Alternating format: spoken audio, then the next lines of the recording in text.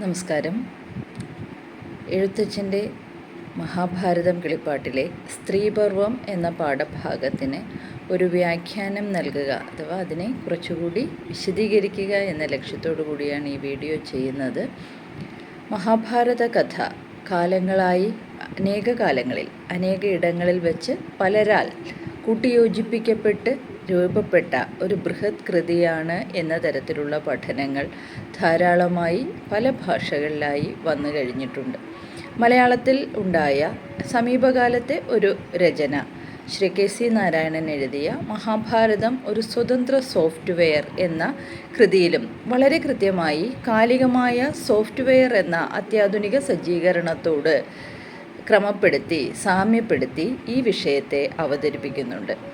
Software നിലവിൽ വരുമ്പോൾ ആ സോഫ്റ്റ്വെയറിൽ സ്വതന്ത്ര സോഫ്റ്റ്വെയറുകൾക്ക് ഒരു പ്രത്യേകതയുണ്ട്. ആ സ്വതന്ത്ര സോഫ്റ്റ്വെയർ നാം വാങ്ങുമ്പോൾ അവയിൽ മാറ്റം വരുത്താനും അവയെ പുതുക്കാനുമുള്ള സാധ്യത കൂടി നമുക്ക് കൈവരുന്നുണ്ട്.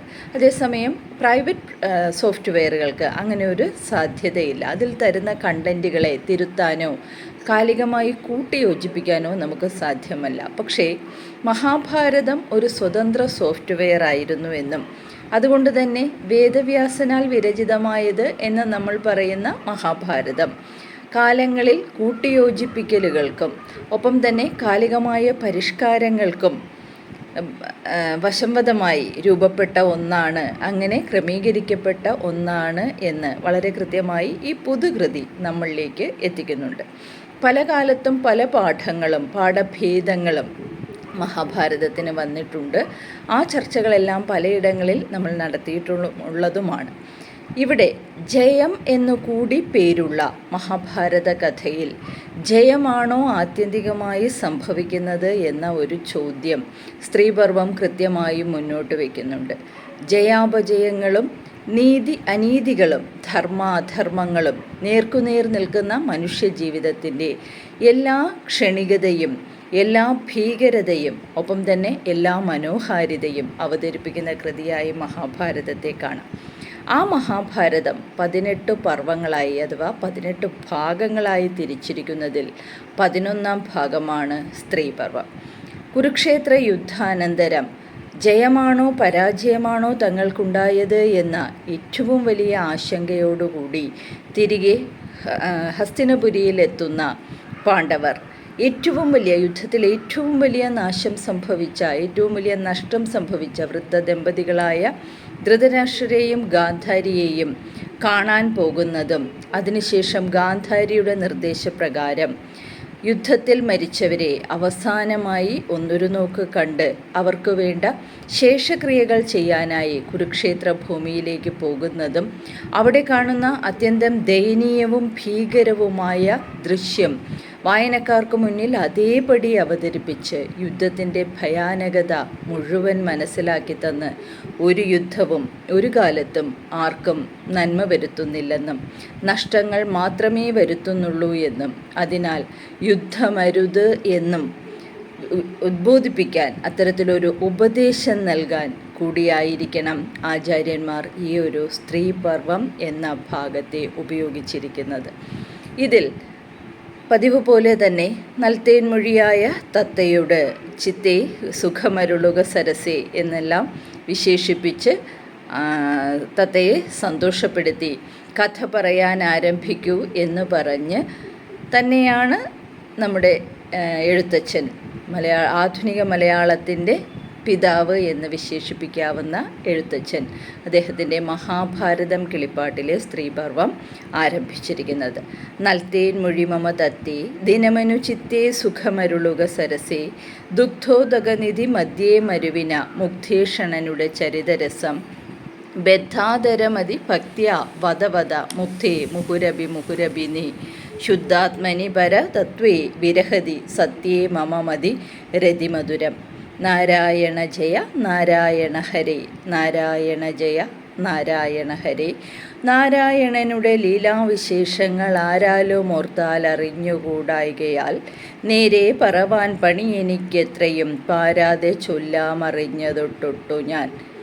ആയർ കുലത്തിൽ പിറന്ന മായാമയനായോധനത്തിന് പാർത്ഥനു സൂതനായി മായാവികളാം രാജാക്കളെ മായമൊഴിഞ്ഞു കൊല്ലിച്ചോരനന്തരം ശൗര്യമിയെന്നൊരു മാരുതിയെക്കൊണ്ടു ദുര്യോധനവധം ചെയ്യിച്ച കാലത്ത് ധൈര്യമകന്നൊരു ബന്ധുജനം മനസ്ഥൈര്യം കളഞ്ഞു കരഞ്ഞു തുടങ്ങിനാർ.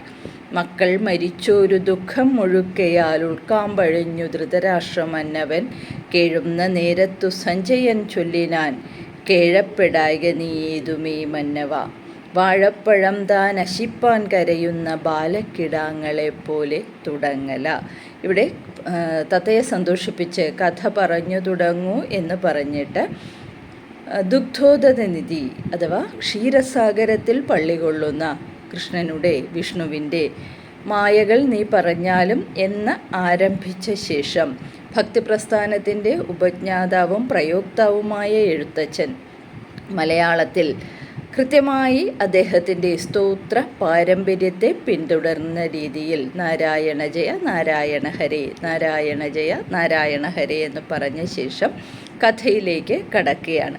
നാരായണനുടെ ലീലാവിശേഷങ്ങൾ കൃത്യമായി പറയാൻ ആർക്കും സാധിക്കില്ല. ഇവിടെ ഞാൻ പറയുന്നത് ആയർ കുലത്തിൽ ജനിച്ച് വൃഷ്ണിവംശത്തിൽ ജനിച്ച കൃഷ്ണൻ ആയോധനത്തിൽ കുരുക്ഷേത്ര യുദ്ധത്തിൽ പാർത്ഥന് സൂതനായിട്ട് പാർത്ഥൻ്റെ തേരാളിയായിട്ട് മായാവികളായ അസുരജാലയങ്ങളെയെല്ലാം മായമൊഴിഞ്ഞ് കൊലപ്പെടുത്തിയ ശേഷം മാരുതിയെ കൊണ്ട് ദുര്യോധനവധവും ചെയ്യിപ്പിച്ച കാലത്ത് ഏതാണ്ട് കുരുക്ഷേത്രം തീർന്നു കഴിഞ്ഞു. കുരുക്ഷേത്ര യുദ്ധത്തിൽ നടന്ന സംഭവങ്ങളെ അത്യന്തം ലഘുവായി ആ ഫ്ലാഷ് ബാക്കിനെ മുഴുവൻ വളരെ ചുരുങ്ങിയ വരികളിൽ അവതരിപ്പിച്ചുകൊണ്ട് കഥ ആരംഭിക്കുകയാണ്. പക്ഷേ ഈ ഒരു പതനത്തോടുകൂടി മനസ്ഥൈര്യം നഷ്ടപ്പെട്ട എല്ലാ ബന്ധുജനങ്ങളും വിലപിക്കാൻ തുടങ്ങി. അതിൽ തന്നെ ധൃതരാഷ്ട്രരുടെ വിലാപമാണ് ആദ്യം പറയുന്നത്. മക്കളെല്ലാവരും മരിച്ചു കഴിഞ്ഞു എന്ന യാഥാർത്ഥ്യം മനസ്സിലാക്കി അത് സഞ്ജയൻ യുദ്ധരംഗത്തെ വിവരണം ദൂരെ ഇരുന്ന് യുദ്ധരംഗത്തെ കാണാനും അത് പറഞ്ഞു കേൾപ്പിക്കാനും ധൃതരാഷ്ട്രർക്ക് പറഞ്ഞു കേൾപ്പിക്കാനുമുള്ള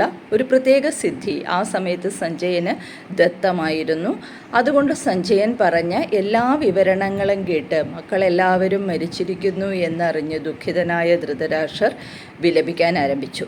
ആ സമയത്ത് സഞ്ജയൻ അദ്ദേഹത്തെ ആശ്വസിപ്പിക്കുകയാണ്. അങ്ങൊരു നരപതി രാജാവാണ്, അങ്ങിങ്ങനെ വാഴപ്പഴം തിന്നാനാശിച്ച് കരയുന്ന ബാലക്കിടാങ്ങളെപ്പോലെ ചെറിയ കുട്ടികളെപ്പോലെ ഇങ്ങനെ വിലപിക്കാൻ ആരംഭിക്കരുത് എന്നാണ് ഇവിടെ സഞ്ജയൻ പറയുന്നത്.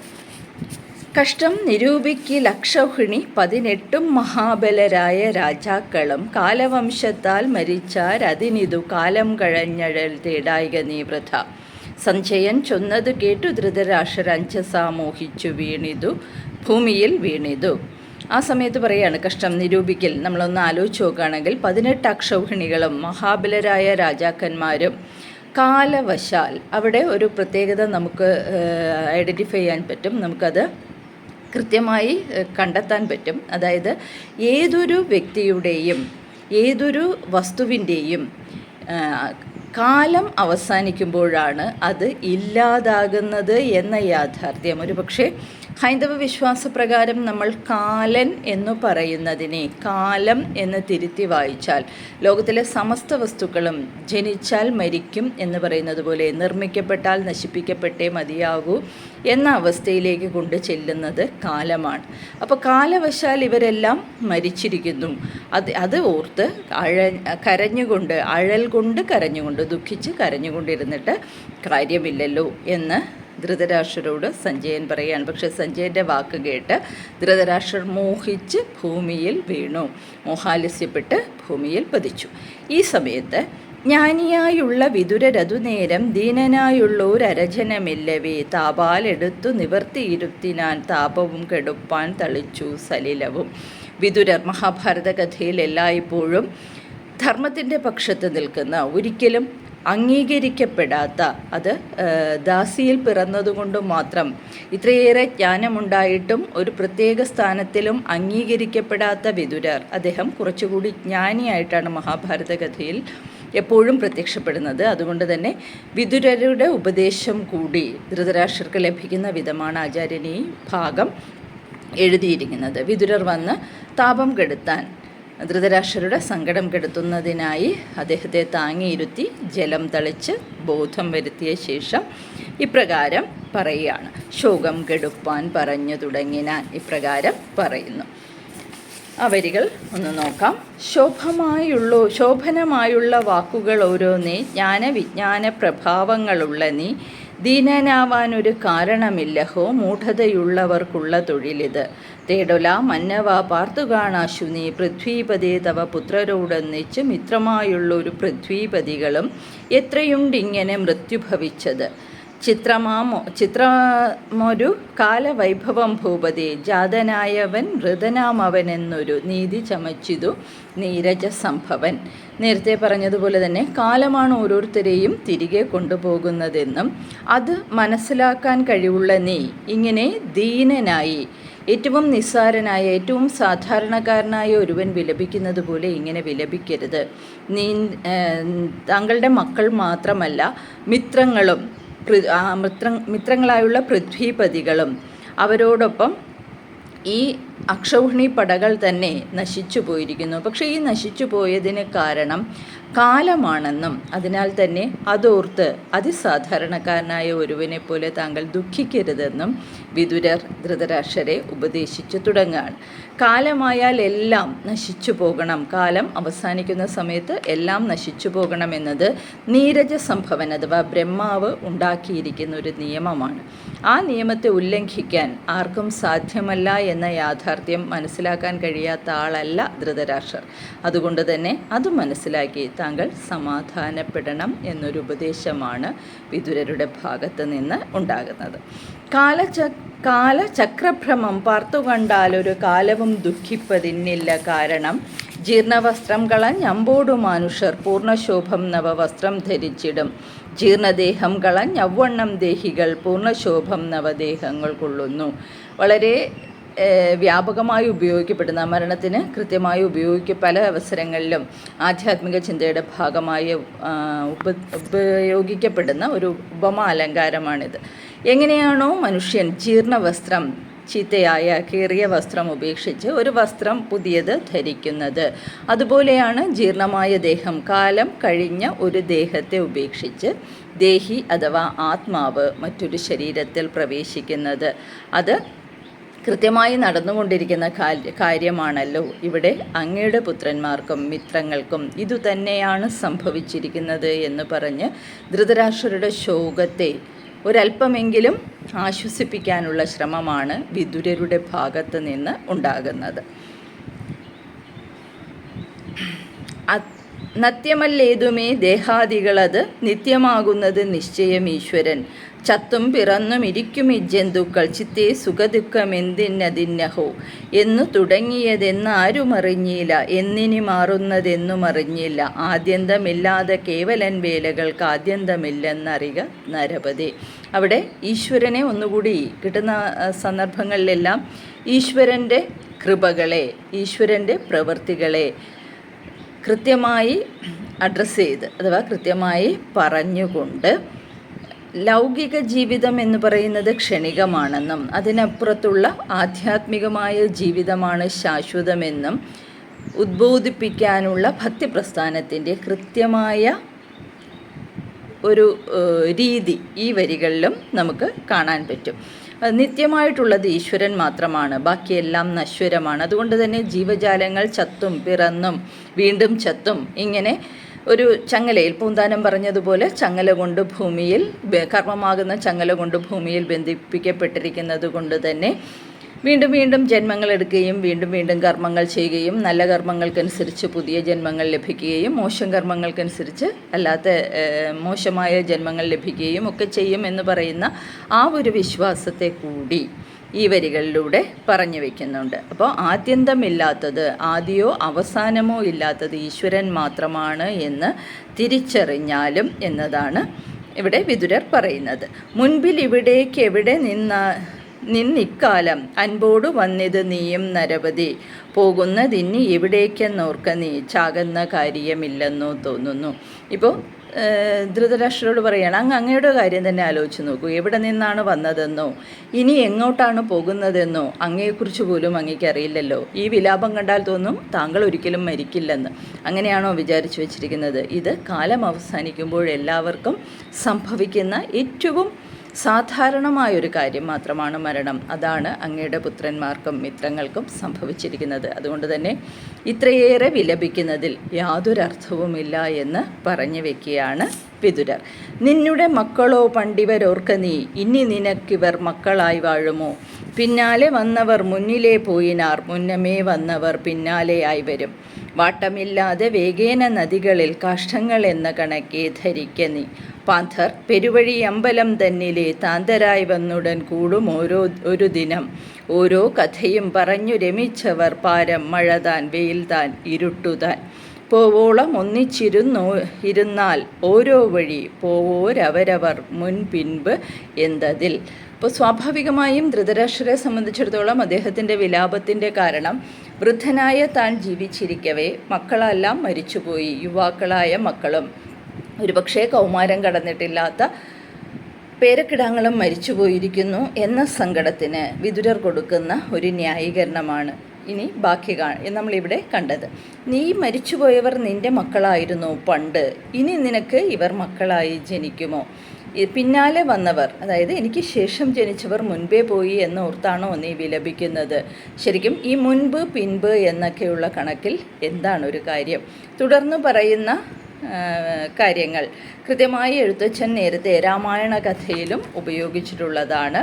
പാന്തർ പെരുവഴി അമ്പലം തന്നിലെ, വഴിയാത്രക്കാർ ഒരു പെരുവഴി അമ്പലത്തിൽ, ഒരു സത്രത്തിൽ ഒരു രാത്രി വെയിൽ, ഇരുട്ട്, മഴ എന്നീ കാരണങ്ങളാൽ ഒരു രാത്രി ഒരു സത്രത്തിൽ ചേർന്ന് ഒരുമിച്ചിരുന്ന് കഥകൾ പറഞ്ഞോ പാട്ടുകൾ പാടിയോ കുറച്ച് സമയം ഒരുമിച്ചിരുന്ന ശേഷം പിറ്റേന്ന് നേരം വെളുക്കുമ്പോൾ അഥവാ മഴ തോരുമ്പോൾ പല വഴികളിലേക്ക് പിരിഞ്ഞു പോകുന്നത് പോലെ മാത്രമേയുള്ളൂ. എത്രയും ചഞ്ചലമാലയ സംഗമം എന്ന് ലക്ഷ്മണോപദേശത്തിൽ പറഞ്ഞതുപോലെ ഇവിടെ വിതുരർ ധൃതരാഷ്ട്രരെയാണ് ഇത് ഉപദേശിച്ചു കൊടുക്കുന്നത്. ഒപ്പം തന്നെ ഒരു നദിയിലൂടെ ഒഴുകി വരുന്ന മരക്കഷണങ്ങളിൽ ഒരു തിരിവിൽ വെച്ച് അല്ലെങ്കിൽ ഒഴുക്ക് കുറയുന്ന സമയത്ത് മുൻപിലായിരുന്ന തടിക്കഷണം ഒഴുക്ക് കൂടുമ്പോൾ പിന്നിലെ തടിക്കഷണം അതിന് മുൻപേ ഒഴുകിപ്പോയാലും അതും സംഭവ്യമാണല്ലോ. അതുപോലെ നിനക്ക് പിന്നാലെ വന്നവർ മുൻപേ പോയി എന്ന് വിലപിക്കുന്നതിൽ യാതൊരു കാര്യവുമില്ല, അത് വിവേകമില്ലാത്ത പ്രവൃത്തിയാണ് എന്ന് ധൃതരാഷ്ട്രരെ പറഞ്ഞ് ബോധ്യപ്പെടുത്താൻ ശ്രമിക്കുകയാണ് വിതുരർ. വീണ്ടും തുടരുകയാണ്. പക്ഷികളൊക്കെ പല വഴി വന്നൊരു വൃക്ഷത്തെ ആശ്രയിച്ചൊട്ടു വസിച്ചൊക്കെ ഓരോ വഴി പിന്നെ പറന്നുപോം, ദുഃഖിക്കുമാറില്ല അതിനവരാരുമേ. സന്ധ്യയാവുമ്പോൾ ഒരു മരത്തിലേക്ക് പല പക്ഷികൾ ചേക്കേറുകയും പുലർകാലത്തിൽ ക്ഷീണമകറ്റിയ അവ പല വഴിക്ക് പറന്നു പോവുകയും ചെയ്യുന്നത് പ്രകൃതിയിൽ നമ്മൾ നിത്യം കാണുന്നതല്ലേ. പറന്നു പോകുമ്പോൾ ഇന്നലെ ഒരുമിച്ചിരുന്ന ഒരു മരക്കൊമ്പിലിരുന്ന പക്ഷി ഇന്ന് അതിനെ കാണുന്നില്ലല്ലോ എന്ന് ഒരു പക്ഷിയും വിലപിക്കുകയോ ദുഃഖിക്കുകയോ ചെയ്യുന്നില്ലല്ലോ. പിന്നെ എന്തിനാണ് മനുഷ്യൻ ഈ താൽക്കാലിക ക്ഷണിക ബന്ധങ്ങളെ ഓർത്ത് ഇത്രയും വിലപിക്കുന്നത് എന്ന് പറഞ്ഞ് സമർത്ഥിക്കാൻ ശ്രമിക്കുകയാണ് വിതുരർ. ഇനിയുമുണ്ട്. വർണ്ണങ്ങൾ വായുവശാൽ ഉണങ്ങിയാൽ വന്നൊരിടത്തു കൂടും ചില വായുന, പിന്നെയും തങ്ങളിൽ വേറാം അതുപോലെ വന്നുകൂടിയിടും ഒരിടത്തു ജന്തുക്കൾ. കർമ്മവശത്താൽ ഇതെന്ന് അറി മന്നവ, കർമ്മക്ഷയം വരുന്നേരം പിരികയും. അച്ഛനെന്നും പുനരമ്മയെന്നും തനിക്കിച്ഛയേറിയിടും കളത്രമെന്നും ചിലർ, പുത്രനെന്നും ചിലർ, മിത്രമെന്നും ചിലർ, ചിത്തഭ്രമമിതം ചിത്രമത്രേ തുലോ. പർണം ഇലയാണ്. ഇല ഉണങ്ങിയ ഇല കാറ്റടിച്ച് ഒരു കൂട്ടമായി ചിലപ്പോൾ ഒരിടത്തൊത്തുചേരുകയും വീണ്ടും കാറ്റടിക്കുമ്പോൾ ഇവ പലയിടത്തായി പറന്നു പോവുകയും ചെയ്യുന്നതുപോലെ മനുഷ്യൻ കർമ്മവശാൽ ചില അവസരങ്ങളിൽ ഒരുമിച്ചിരിക്കുകയും കർമ്മക്ഷയം വരുമ്പോൾ പിരിയുകയും ചെയ്യുന്നത് സ്വാഭാവികമാണ്.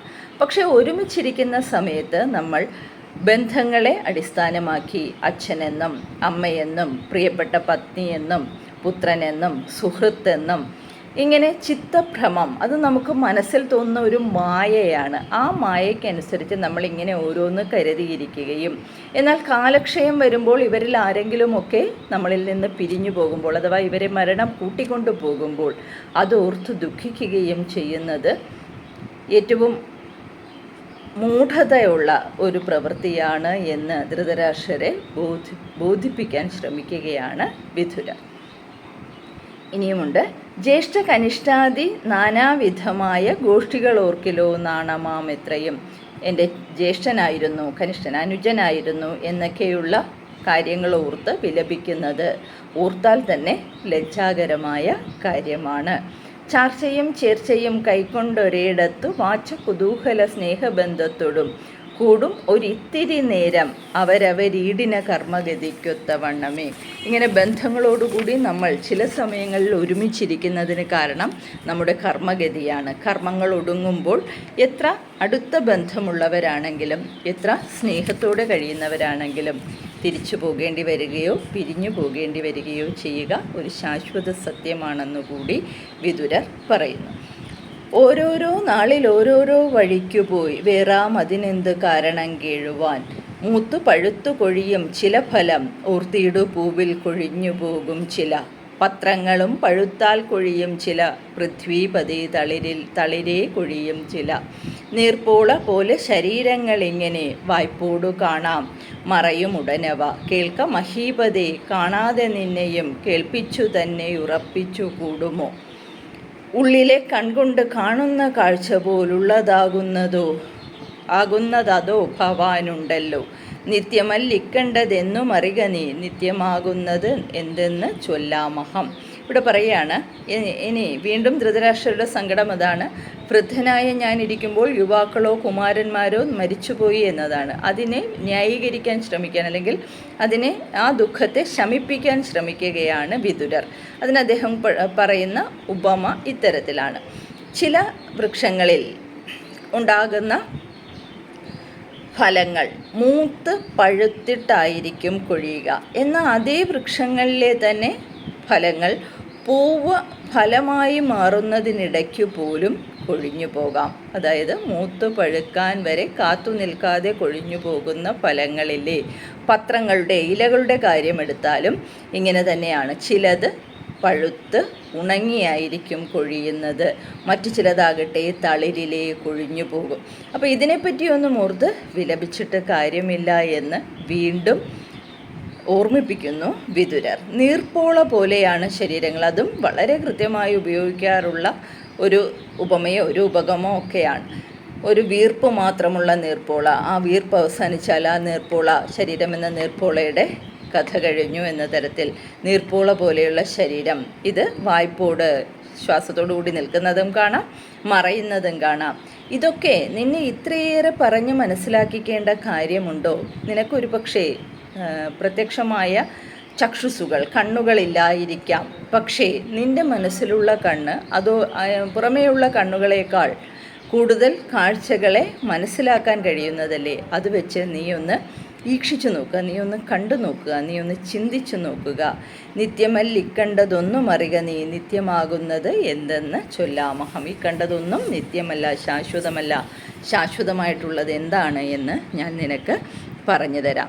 വീണ്ടും ഭക്തിപ്രസ്ഥാനം നമ്മൾ നേരത്തെ പറഞ്ഞതുപോലെ അത്തരത്തിൽ ഈശ്വരനെ പ്രകീർത്തിക്കാൻ കിട്ടുന്ന എല്ലാ സന്ദർഭങ്ങളിലും ഈശ്വര സ്തുതിപരമായ സ്തോത്ര പാരമ്പര്യം കൃത്യമായി മുൻപിലേക്ക് വയ്ക്കുന്ന തരത്തിലുള്ള വരികളാണ് എഴുത്തച്ഛൻ എഴുതി കാണുന്നത്.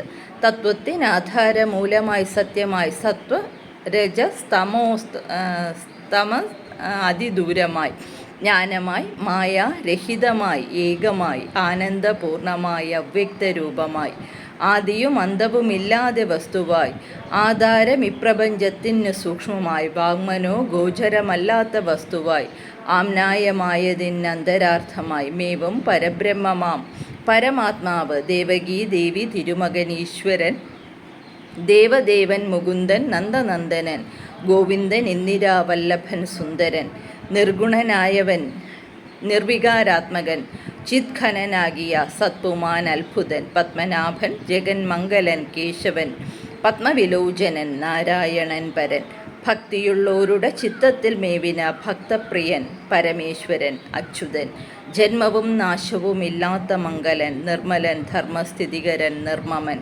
മായാമനുഷ്യനായി വന്നിഹ ഭൂമിയിൽ മായാമയമായ കർമ്മങ്ങൾ കാട്ടുവാൻ വൃഷ്ണികുലത്തിൽ പിറന്ന് വളർന്നൊരു കൃഷ്ണനാകുന്നത് വിഷ്ണു നിരന്തരം.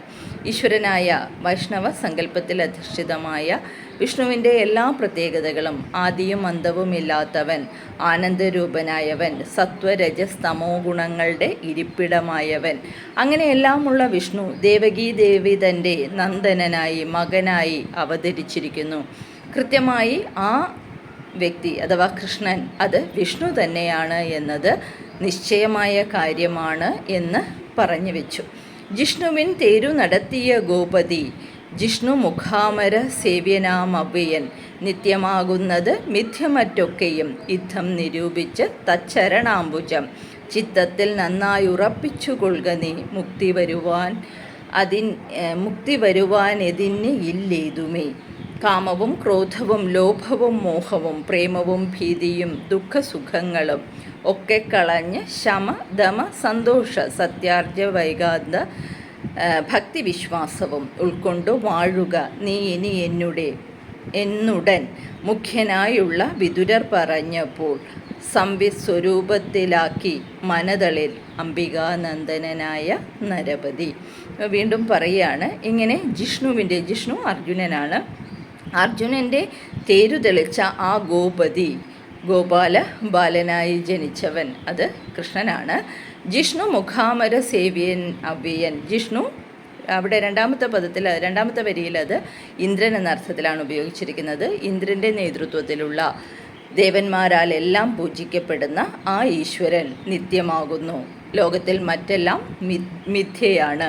ഇത് മനസ്സിലാക്കി തൃച്ചരണാംബുജം, അദ്ദേഹത്തിൻ്റെ ചരണ പത്മങ്ങൾ, കാലടികളിൽ അഭയം പ്രാപിക്കുക. അങ്ങനെയാണെങ്കിൽ മുക്തി വരും എന്ന കാര്യത്തിൽ സംശയമില്ല. കാമം, ക്രോധം, ലോഭം, മോഹം, പ്രേമം, ഭീതി, ദുഃഖം, സുഖം ഇതെല്ലാം ഉപേക്ഷിച്ച് ശമ ദമ സന്തോഷങ്ങളും ഭക്തിവിശ്വാസവും നീ ആർജിക്കുകയാണെങ്കിൽ നിൻ്റെ ഈ ക്ഷണികമായ ദുഃഖം അകലുമെന്നും ശാശ്വതമായ മനഃശാന്തി നിനക്ക് ലഭിക്കുമെന്നും വിതുരർ ഉദ്ബോധിപ്പിക്കുന്നു. ഇങ്ങനെയെല്ലാം മുഖ്യനായുള്ള വിതുരർ പറഞ്ഞപ്പോൾ ശ്രീകൃഷ്ണൻ്റെ സ്വരൂപത്തെ അഥവാ ഈശ്വരൻ്റെ സ്വരൂപത്തെ മനതളിരിലാക്കി അംബികാ നന്ദനനായ നരപതി. അംബിക അംബാലികമാരിൽ രണ്ടാമത്തേവളായ അംബികയ്ക്ക് വ്യാസനിൽ ജനിച്ച പുത്രനാണ് ധൃതരാഷ്ട്രർ. അതുകൊണ്ടാണ് അവിടെ അംബികാനന്ദനായ നരപതി എന്ന് ധൃതരാഷ്ട്രരെ വിശേഷിപ്പിച്ചിരിക്കുന്നത്. ഇപ്പോൾ സ്ത്രീപർവത്തിൽ ഇത്രയും ഭാഗം ധൃതരാഷ്ട്രരുടെ പുത്രശോകം കൊണ്ട് ദുഃഖിതനായി വിലപിച്ച് ബോധക്ഷയം വരുന്ന അവസ്ഥ വരെ എത്തിയ അത്രയും തീവ്രമായ ദുഃഖത്തിലകപ്പെട്ടിരിക്കുന്ന ധൃതരാഷ്ട്രർക്ക് ആദ്യം സഞ്ജയൻ കൊടുക്കുന്ന താൽക്കാലിക ആശ്വാസവും പിന്നെ വിതുരർ കൊടുക്കുന്ന ഏറെ ആഴമുള്ള ഉപദേശവുമാണ് സ്ത്രീപർവത്തിൻ്റെ ആദ്യ ഭാഗത്ത് നമ്മൾ കാണുന്നത്.